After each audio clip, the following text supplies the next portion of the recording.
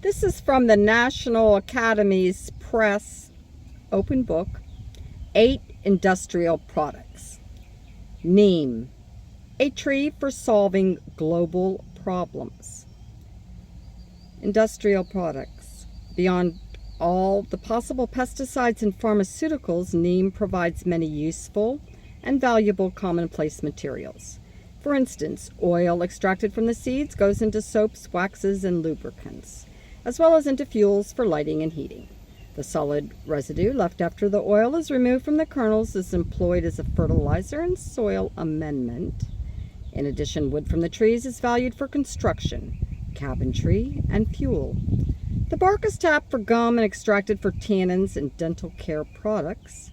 The leaves are sometimes used for emergency livestock feed, and the profuse flowers are prized source of honey. Neem oil. Of all these products, the oil is perhaps the most commercially important. In composition, it is much like other vegetable oils, composed primarily of triglycerides of oleic, stearic, linoleic, and palmitic acids. To obtain neem oil, the seeds are first broken open and the kernels separated. The kernels are then pressed in industrial expellers or in hand or bullock-operated wooden presses.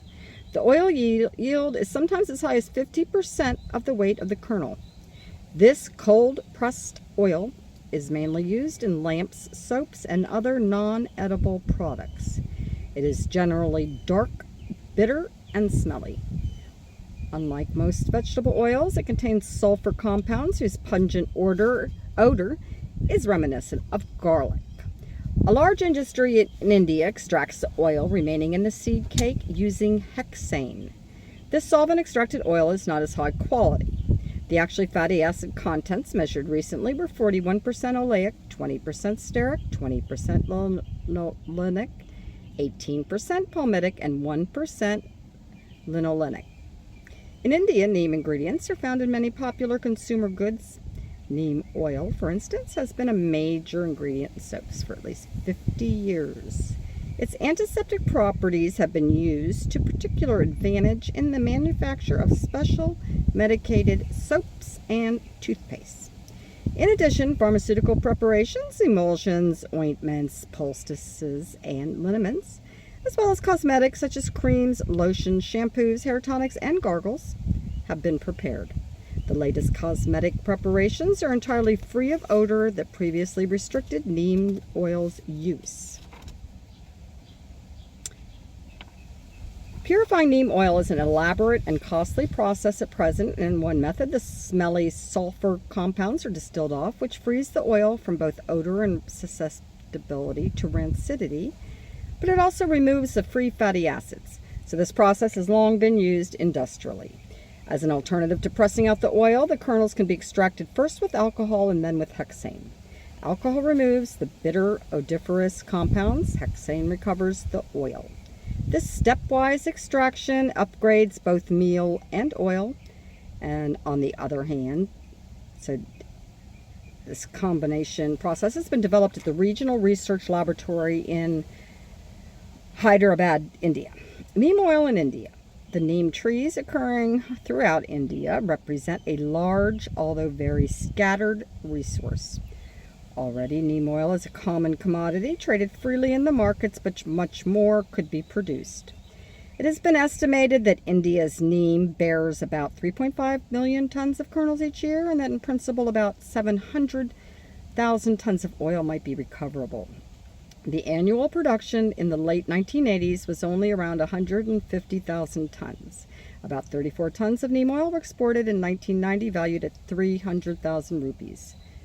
To increase the amount of oil harvested, the Khadi and Village Industries Commission has pioneered various aspects of processing the fruit and seeds over the past 2 decades.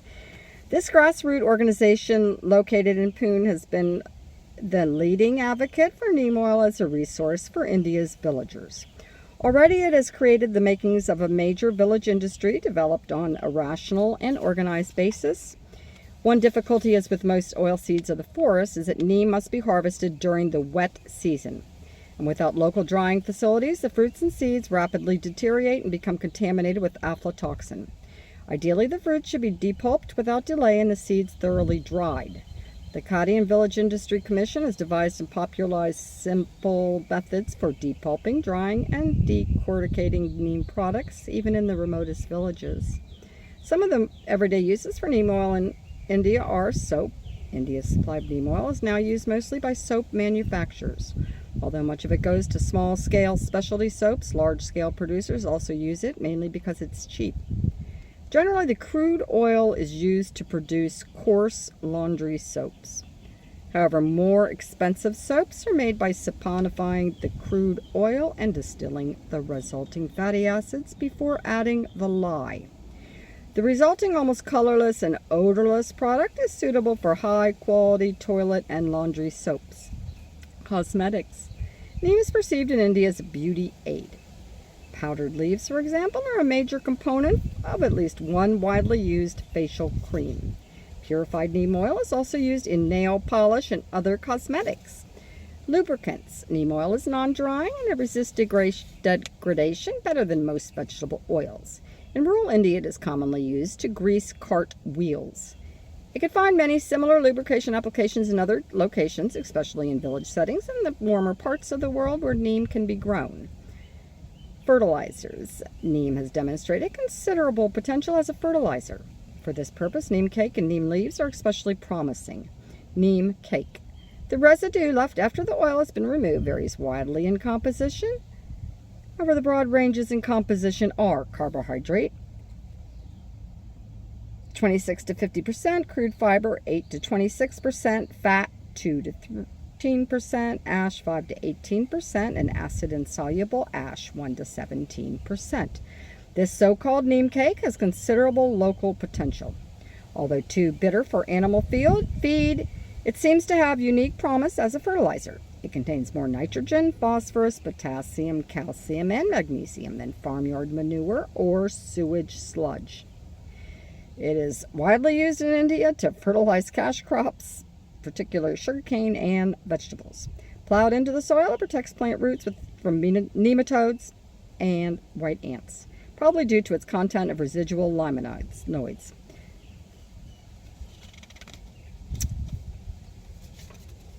Surprisingly, neem cake sometimes seems to make soil more fertile than calculations predict. This is apparently due to an ingredient that blocks soil bacteria from converting nitrogenous compounds into useless nitrogen gas. When mixed with urea, for example, neem cake cuts down on the amount of urea converted to nitrogen gas in the soil.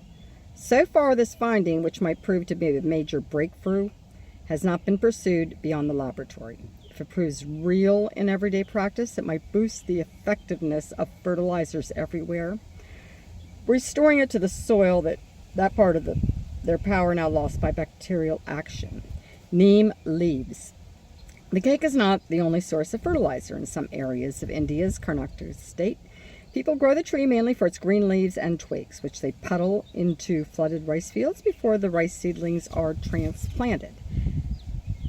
This feature has been measured especially when added to the water in rice fields.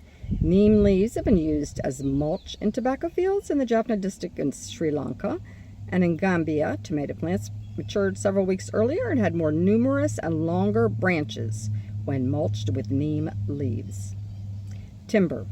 As noted previously, neem is a member of the mahogany family, and the properties of its wood resemble mahogany. It is relatively heavy, with a specific gravity varying from 0.56 to 0.85. When freshly cut, it has a strong smell, which, although easily sawn, worked, polished, and glued, it must be carefully dried because it often splits and warps. It also splits easily when nailed, so the holes must be pre-bored. Nevertheless, it is good construction timber and is widely used in carts, tool handles, and agricultural implements. In South India, it is a common furniture wood. The heartwood is red when first exposed, but in sunlight it fades to reddish brown. It's aromatic, beautifully modeled, narrowly interlocked, and medium to coarse in texture. It is subject to only slight shrinkage and can be readily worked by hand or machine. Although it lends itself to carving, it does not take a high polish, and the timber is durable even in exposed situations. It's seldom attacked by termites. It's resistant to woodworms, and it makes useful fence posts and poles for house construction.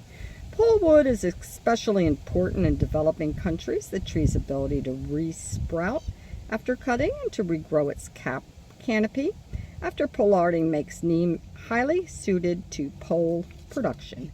Fuel. Neem produces several useful fuels. As mentioned above, its oil is burned in lamps throughout India. In addition, its wood has long been used for firewood.